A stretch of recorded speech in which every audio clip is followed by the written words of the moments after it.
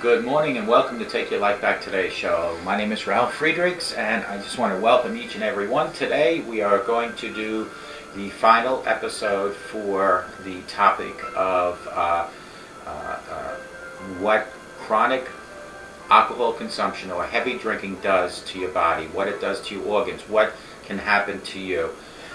This is the part 3 of the original one that I started a few days ago, which was really dedicated to a good friend of mine who has a friend named Paul Cantor who had issues with heavy drinking vodka, ended up with a stroke, ended up in a nursing home, and is in dire need of your help, of your maybe a few dollars a day to help him with essentials that he might need in life while he's in a nursing home.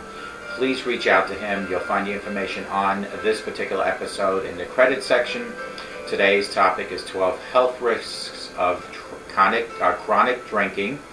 And I want to give a shout out to Larry Geese from the Geese Academy. You can absolutely get in touch with him. You'll see his phone number on the credits as well. If you have an addiction, if you need help with an intervention, if you have a loved one with an addiction, get in touch with Larry Geese from the Geese Academy. And again, the information will be on the credits here. Give him a call. He's a good friend of mine. Tell him that you saw his name. You heard about him on the Take Your Back Today show. Take Your Life Back Today show. Also, give a shout out to Global Eyeglasses, where they are focused on saving you money. You can get your glasses at a reasonable price through globaleyeglasses.com. Here's the great thing. I have helped probably over 100 people directly through these videos, through these episodes, with their eyeglasses, as well as maybe with an addiction for themselves or a loved one. They reached out to me at 631-599-0218, and I have guided them towards the right frame, the right lenses, talked about the thinness, talked about transitions, photochromatics, polarization, progressives, line bifocals, explained what a PD is, explained what a prescription means. I was able to help you with your eyeglasses or anyone else by you going to globaleyeglasses.com and then you reaching out to me at 631-599-0218. Let me help you focus on saving money with your eyeglasses. Again, today's topic is 12 health risks of chronic drinking. Number 1, and now I have a lot of this stuff written down, but I also have a board here that I read from. But number 1 on this is going to be anemia. But we're going to just read something directly from the Mayo Clinic. It's no secret that alcohol consumption can cause major health problems, including cirrhosis of the liver and injuries sustained in an automobile. But if you think liver disease and car crashes are the only health risks posed by drinking, think again. Researchers have linked alcohol consumption to more than 60, and I repeat, 60 different diseases. Here are just 12 conditions linked to chronic heavy drinking. Number 1 on the list is anemia. Heavy drinking can cause the number of oxygen-carrying red blood cells to be abnormally low.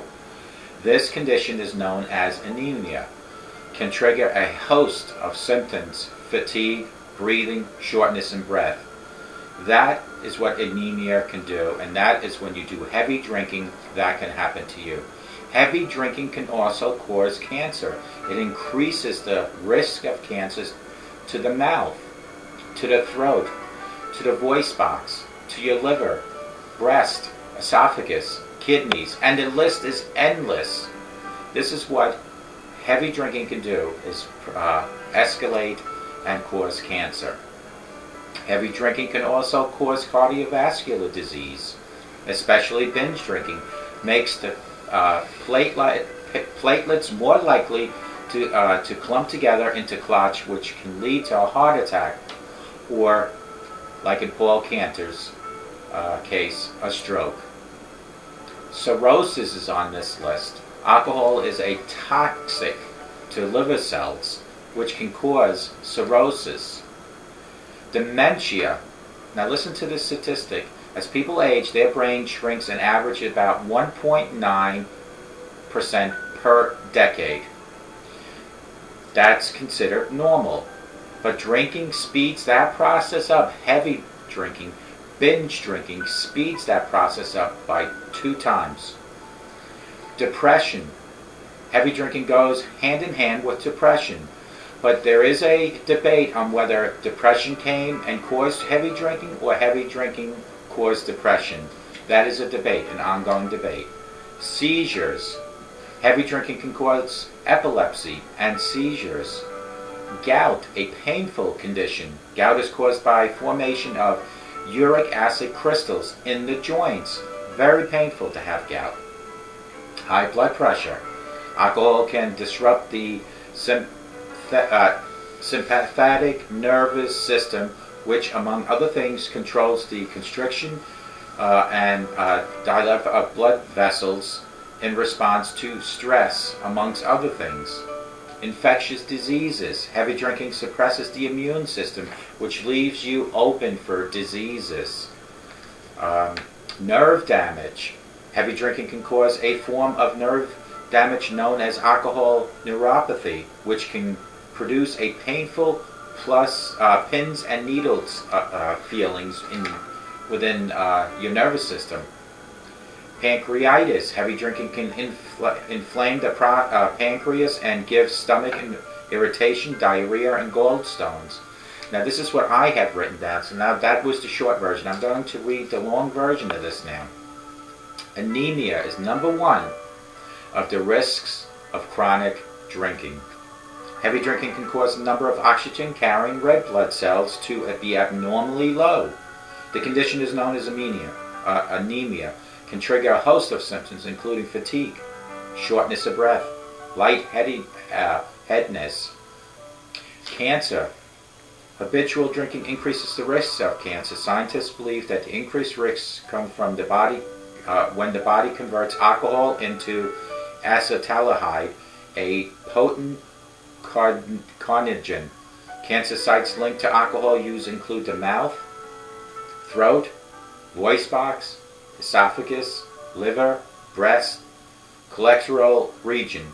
Cancer risk rises even higher in heavy drinkers, also when they use that in conjunction with tobacco. Cardiovascular disease is number 3. Heavy drinking, especially binge drinking, makes platelets more likely to clump together into blood clots, which can lead to a heart attack or even a stroke. In a landmark study published in 2005, Harvard researchers found that binge drinking doubled the risk of death among people who initially survived a heart attack.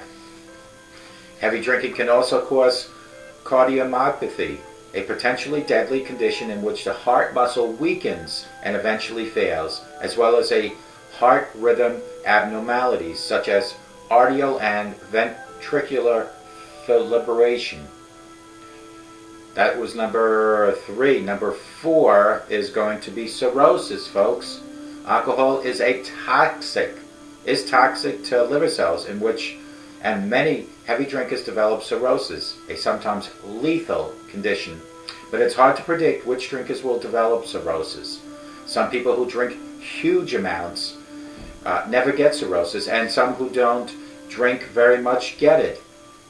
For some unknown reason, women seem to be especially vulnerable to cirrhosis. Number 5 is dementia.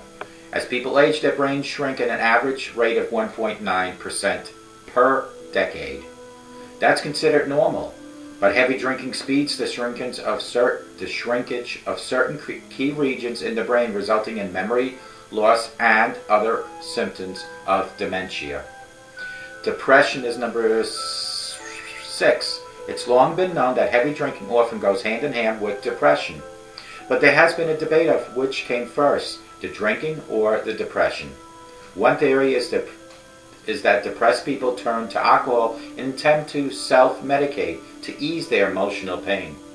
But a large study from New Zealand showed that it is probably the other way around, that it is heavy drinking that led to depression. Major debate going on, folks. Seizures.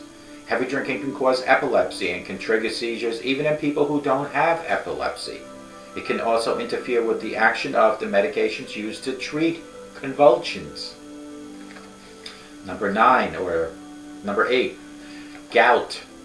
A painful condition. Gout is caused by the formation of uric acid crystals in the joints.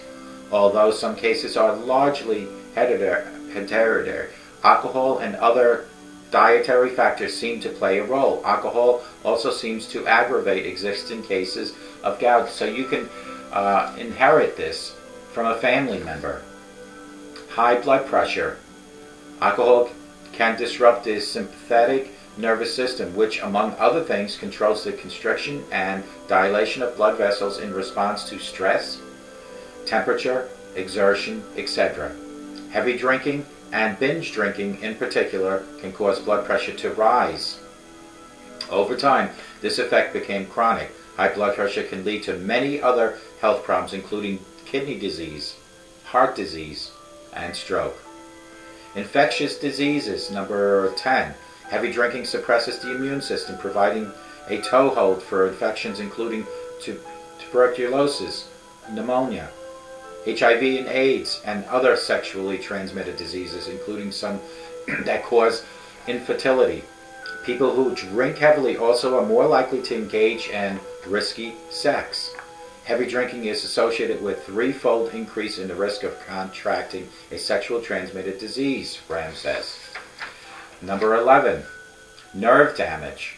Heavy drinking can cause a form of nerve damage known as alcoholic neuropathy, which can produce a painful pins and needles feeling or numbness in the extremities, as well as muscle weaknesses, inconsistence, constipation, erectile dysfunction, and other problems. Alcohol neuropathy may arise because alcohol is toxic to nerve cells, or because nutritional deficiencies attributed to heavy drinking compromise nerve functions. Number 12, pancreatitis. In addition to causing stomach irritation, gastritis, drinking can inflame the pancreas.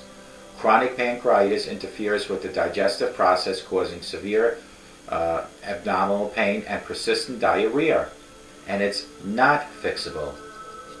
Some cases of chronic pancreatitis are triggered by gallstones, but up to 60% stem from alcohol consumption. Folks, if these 12 health risks don't open your eyes, I don't know what will.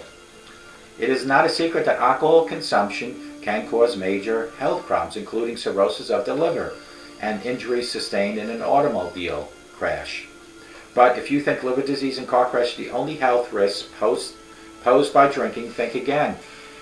Researchers have found that there are over 60 diseases caused by chronic drinking. Anemia is one of them. These are the 12 most common ones. Cancer is another one. Cardiovascular disease is another one. Cirrhosis is another one. Dementia is another one. Depression is another one. Seizures and gout are another 2. High blood pressure, infectious disease, another 2. Nerve damage and pancreatitis, another 2. Those are 12, folks. Why would you purposely want to throw toxic liquids into your body, knowing that you could possibly get anemia, cancer, cardiovascular issues, cirrhosis, dementia, depression, seizures, gout, knowing you could get high blood pressure, infectious disease, nerve damage, and pancreatitis? If you are seriously thinking about cutting down or quitting drinking, these 12 things should motivate you and accelerate your thinking. Case in point, for a year, I've been trying to help a friend of mine. And if you've seen my earlier episodes, you've seen that I always mention someone way up north. I've been trying to help this friend of mine. And for quite some time, he was very motivated about finding sobriety, about living a sober life, about how to live in recovery. Then, as time went on, he kind of faded into this scenes other than sobriety.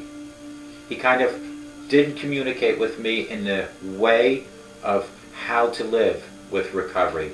Yes, he communicated with me as a friend, through Facebook, through emails, but not talking about sobriety, not learning continuously how to live in recovery. End result? A few days ago I find out that he checked into a rehab center.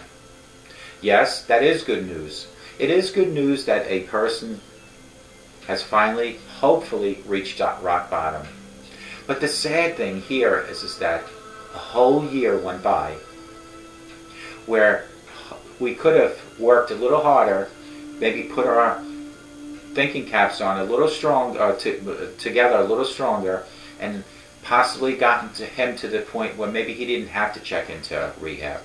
I can only imagine the reason he checked into rehab is because when he did hit rock bottom, things must have been so terrible for him.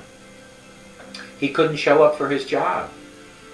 That's one thing I know for a fact. When it gets to the point you cannot even show up for your job, you cannot even remember what you did last night, or you might have other issues, at that point he did the right thing checking into rehab. But I am very worried for him, because let's say the rehab is for 10 days, 30 days, 60 and 90.